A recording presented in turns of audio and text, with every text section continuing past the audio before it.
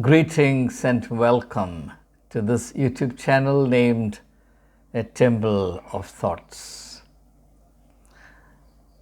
In this session, we recall something very exciting, attractive and evocative that Sri Narendra Modi said way back in 2013, 2014, in the run-up to the 2014 general elections, as well as early days of his assumption of office as the Prime Minister of India. I don't know how many of us remember this, because at least in the last 7 years, nothing of this has been mentioned, and the Prime Minister himself seems to have forgotten the very significant promise that he held out to the nation. I'm not referring to the 15 lakhs that he promised that would be deposited in the accounts of all citizens. I'm referring something that really excited me at that time. Prime Minister Modi promised, and I quote, minimum government and maximum governance. I repeat, minimum government and maximum governance. I wonder how many of us still remember this. Most people in this country have forgotten. That's why I thought it would be worthwhile to remind ourselves of some of these wonderful things that have been said in the past, but unfortunately forgotten all too quickly.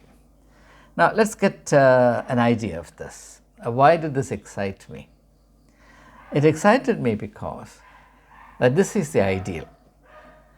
The immediate practical implication of this catchy phrase, the origin of which I shall presently mention, is that governmental interference or governmental weight on citizens will be minimized, and citizens will be more and more empowered to take better care of themselves and to ensure their well-being, and in fact would be in a position to maximize their well-being as well as their ability to contribute to the common good.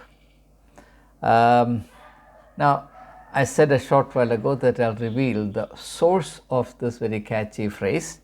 Most people in India thought that this was Sri Narendra Modi's invention. That's not the case. This expression, minimum government and maximum governance, was introduced by the American author Henry David Thoreau. In his book Walden and on the Duty of Civil Disobedience. It's very interesting. What's the title of Henry David Thoreau's book? Walden and on the Duty of Civil Disobedience. I doubt if Sri Narendra Modi knew the origin of this phrase. Had he known it, I doubt that he would have accepted it and then mentioned it in public as the goal, or the guiding light of his approach to governance. Because civil disobedience is something that his government detests most. More on that maybe on another occasion. Now, I'm not going to get into the nuts and bolts of Henry David Thoreau's argument in this book. It's a simple book, short book, and my viewers can readily download it from the net and read it for themselves. But let me sort of give a very simple and brief analysis of what this ideal entails and why this ideal is important. Now, in order to understand this, we need to realize, and I'm going to say, what I'm going to say here in this particular context is derived largely from the writings of Adam Smith, particularly his book titled The Theory of Moral Sentiment. The Theory of Moral Sentiment. By the way, Adam Smith is known only for his magnum opus, The Wealth of Nations, whereas he has made significant contributions to two other fields which are less frequently mentioned, in fact in most cases altogether ignored, and that's the idea of civil ethics and jurisprudence. And that's because Adam Smith believed very ardently and very clearly that the mere generation of wealth would not ensure human welfare, but that material progress must be complemented with two things. One is the development of human beings' moral sentiment, or what's called ethical, civic ethics, as well as improvement in jurisprudence. Why? First of all, let me talk very briefly about jurisprudence. And Adam Smith believed very ardently, and I say this only because it's so directly relevant to the Indian context at the present time. Otherwise, I wouldn't have gone into this. Adam Smith believed quite ardently, and very rightly too, that the extent to which a society is committed to justice plays a very important role in creating a sense of security in its members. That is to say, a society in which justice is not available to the people, they will live in that society in a state of aggravating insecurity. Now, there are clear and compelling illustrations of this from the present time, therefore I don't have to argue this in detail. So, the generation of wealth must be complemented by improvements in jurisprudence so that the sense of security which there must exist if people are to feel the beneficial effect of progress is then safeguarded. The second thing he emphasized, and that's directly relevant to what I have to say here, Adam Smith says, look, there are only two possibilities. One is that human beings are governed, controlled, directed and driven from outside of themselves. That is, an external agency, an external force, an external authority compels them, forces them, coerces them to act in a particular manner, maybe in a law-abiding manner, maybe in a healthy civic sense. But whatever it is, they will act in this desirable manner only if external pressure is applied on them. In other words, they are not behaving in character, they are not expressing themselves, the real truth of who they are through their good behavior, but they are acting under pressure, acting under duress. They are compelled to be well-behaved people. So that's one model. That's the model of external pressure exerted by an external authority. The second model is that people are trained and enabled to assume responsibility for governing themselves. This is self-rule. People rule themselves. In the first model, they are ruled by forces, agencies, authorities external to them. In the second model, insofar as the people are developing, and particularly developing in their sense of civic ethics, that is, the idea of how to conduct themselves rightly and in a responsible, healthy manner in public, to the extent that they are developing this civic ethical sense, it is possible to reduce the need to exert external pressure on them to make them behave properly. So, in other words, people rule themselves. This is the idea of self-rule as against being ruled by external forces. So, Adam Smith's conviction is, and I fully endorse this view, Adam Smith's insight is that if self-rule is to be realized, which is actually the essence of minimum government and maximum governance, that's why I'm bringing this in.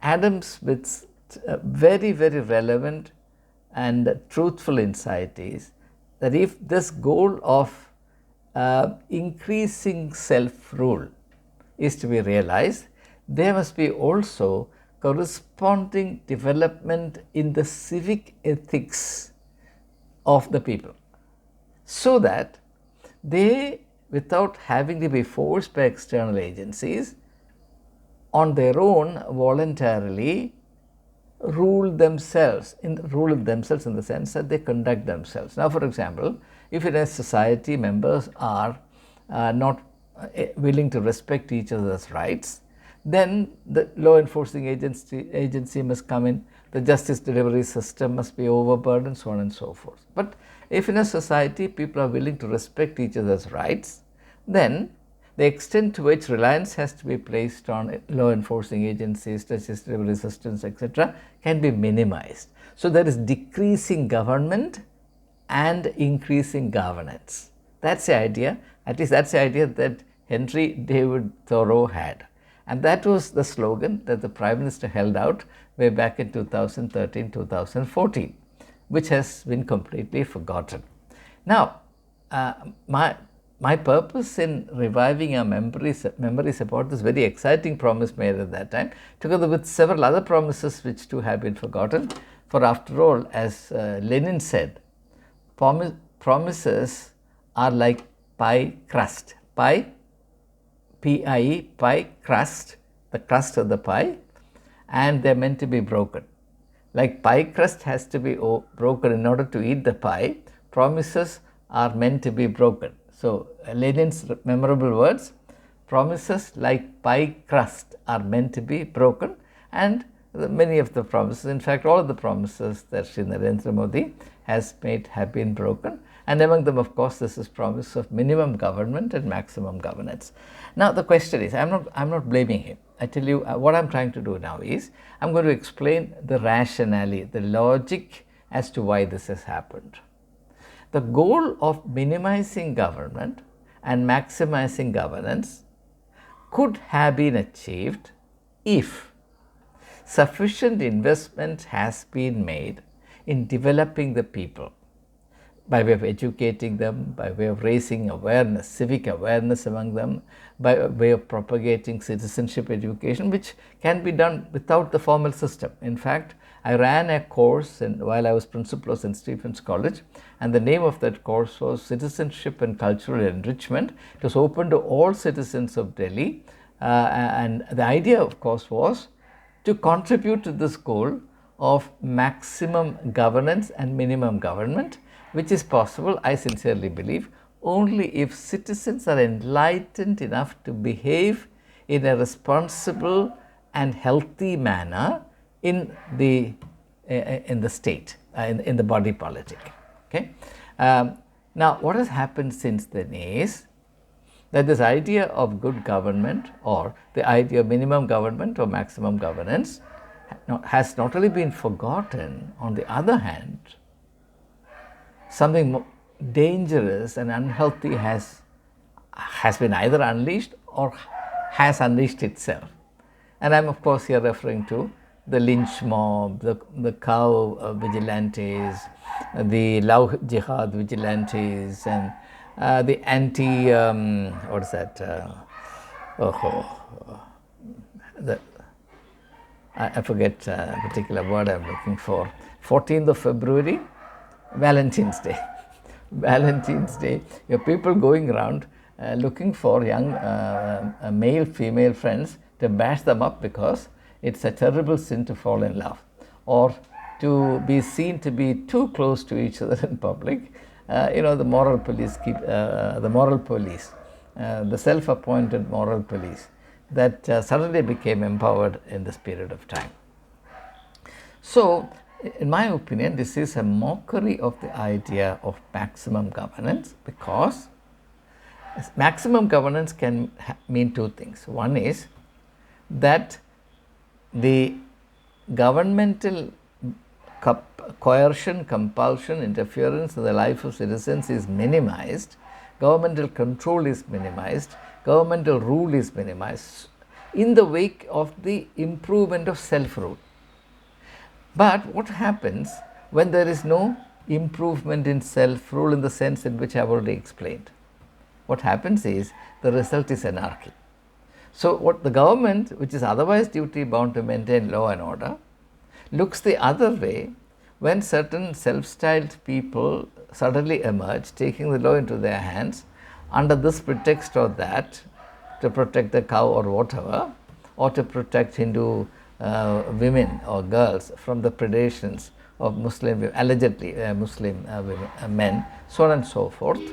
So the idea of minimum government and maximum governance actually lent itself, at least for a while, to greater levels of anarchy in the society. Now that's the unfortunate part of it. Now of late, I am relieved to note that such episodes are few and far between. I hope it continues to be so, because if this situation continues, then the image of India will take a beating in the Committee of Nations. Already we are rated very poorly in terms of various indices of modern civilized life, including say the International Democracy Index and Freedom of Expression Index, so on and so forth. And India's rating as a democracy has come down very alarmingly, and all this does no good to us. And I sincerely pray, as a patriotic citizen, that the image of India will be burnished and will be able to shine forth as a model democracy for the rest of the world at a time when democracy is wilting and withering in many parts of the world.